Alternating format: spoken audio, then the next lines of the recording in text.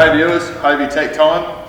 Today we're putting Humminbird Helix transducers into Hobie kayaks. We've got here a Guardian boat and a static one with a Lowrance ready, or it used to have the Lowrance ready plate in it, but we've already changed it out. So anyway, seeing a fair bit of noise on the old mate social media again, and people asking what to do. So here we go.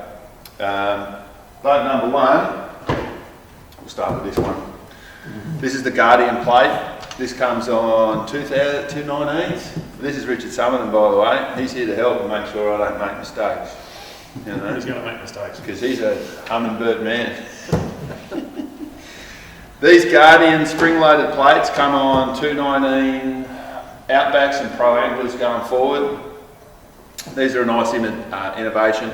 If the transducer hits anything, they recess into the hole like this, like a scared turtle, which is a great thing when you run over snags and stuff.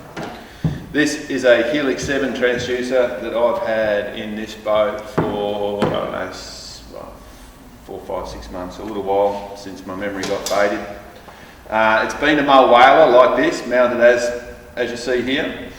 For those of you that don't know mull whaler, it's pretty nasty. It's a lot of wood, and I had to get my young fella out a lot of that wood. So if you can bash this into stuff, we basically bashed it into everything we could. So, so a lot of people have asked how to install it. This guy here is just sitting on the end of, who can't operate a screwdriver? Let's remove this quickly. It's hanging out the bottom of the plate on the Humminbird fittings that you can get as a Hobie extra. That's what's on the bottom of this transducer. To this point here, all we've used is some leftover brackets that come with the Lowrance ready kit. These are just leftover Lowrance brackets and some odds and sods that we've bolted together. So you've already got a lot of the kit when you get one of these boats to do this.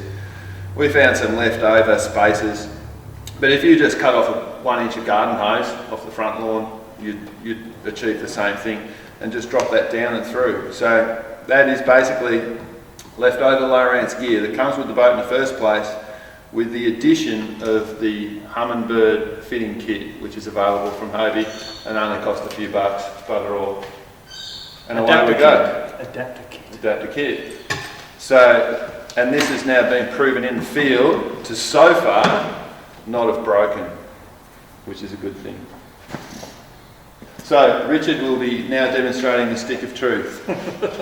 A lot of people have, of course, side scan these days, and to have side scan work effectively, it needs to be lower than the outer side of the boat. In this case, like a lot of the PAs, they've got the quite rounded pontoon sort of shaped holes either side. So you've got this air gap, and the actual signal will not travel through that air gap. So you'll always end up with a bit of a shadow forming. So a handy thing is to get a straight edge. In this case, I'm sort of sailing for that. Hobie safety flag with no flag. There we go.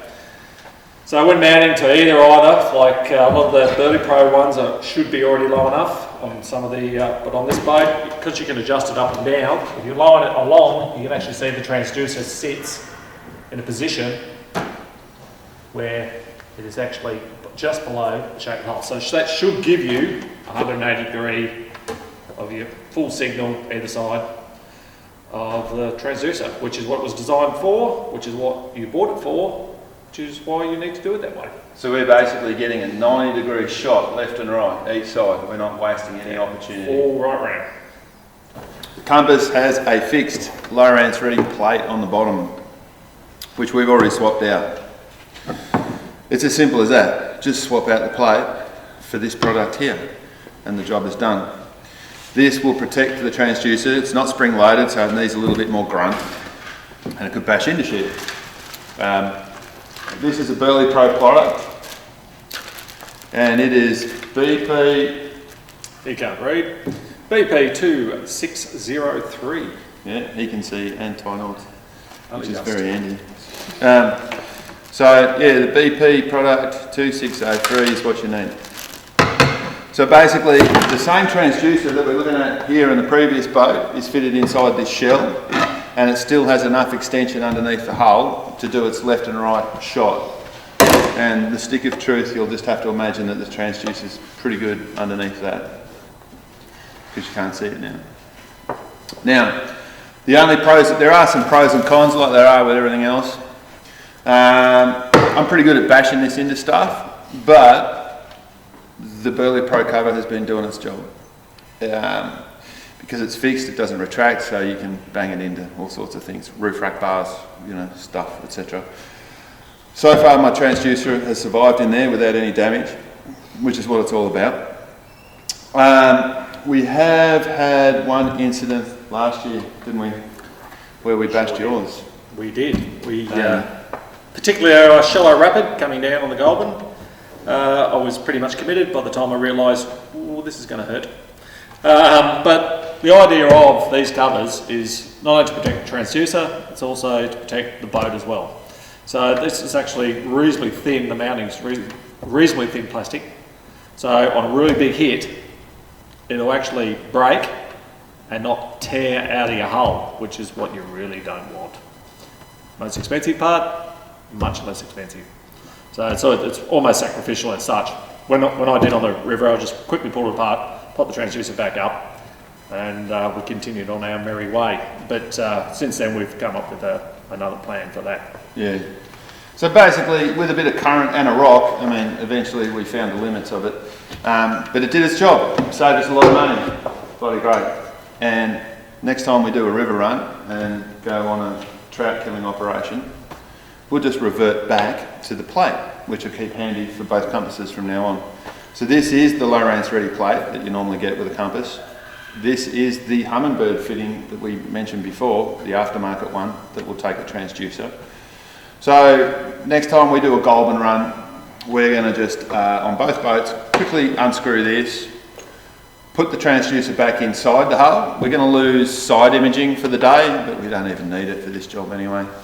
And we can bash the living hell out of the bottom of the boat. We'll have normal sonar, finish the day, kill a heap of fish, trout, and swap the plates out later on. So, job done. It's been the best way to go for us so far. So, there we go. That's the way to get it done on a fixed Lowrance ready plate.